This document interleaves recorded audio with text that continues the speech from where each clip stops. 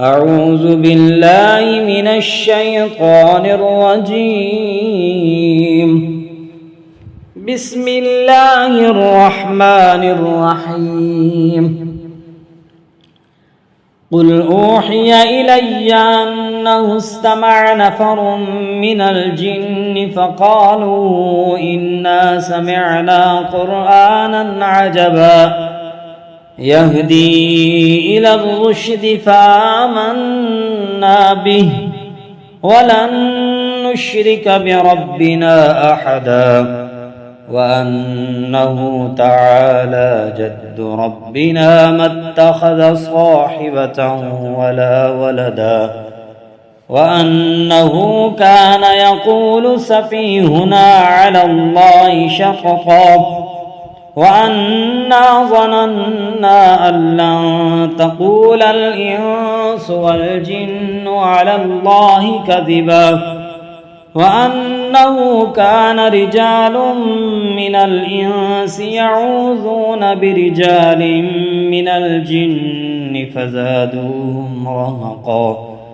وأنهم ظنوا كما ظننتم أن لن يبعث الله أحدا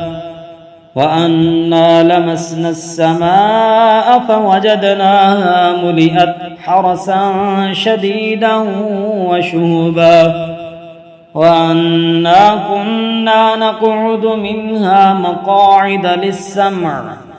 فمن يستمع الآن يجد له شهابا رصدا وأنا لا ندري أشر أريد بمن في الأرض أم أراد بهم ربهم رشدا وأنا منا الصالحون ومنا دون ذلك كنا طرائق قددا وأنا ظننا أن لن نعجز الله في الأرض ولن نعجزه هربا وأنا لما سمعنا الهدى آمنا به فمن يؤمن بربه فلا يخاف بخسا ولا رهقا وأنا منا المسلمون ومنا القاسطون فمن أسلم فأولئك تحروا رشدا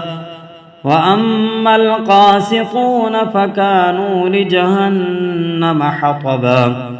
وأن لو استقاموا على الطريقة لأسقيناهم ماء غدقا لنفتنهم فيه ومن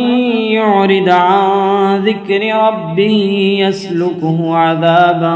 صعدا وأن المساجد لله فلا تدعوا مع الله أحدا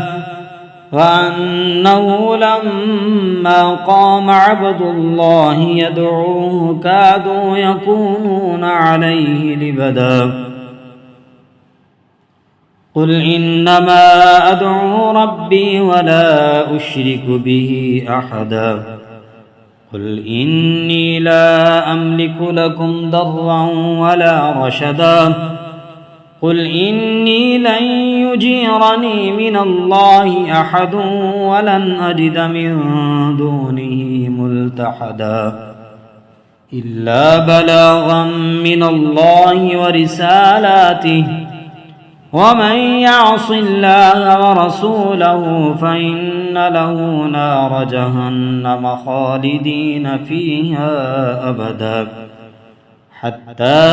إذا رأوا ما يوعدون فسيعلمون من أضعف ناصرا وأقل عددا قل إن أدري أقريب ما توعدون أم يجعل له ربي أمدا عالم الغيب فلا يظهر على غيبه أحدا إلا من ارتضى من رسول فإنه يسلك من بين يديه ومن خلفه رصدا ليعلم أن قد أبلغوا رسالات ربهم وأحاط بما لديهم وأحصى كل شيء عددا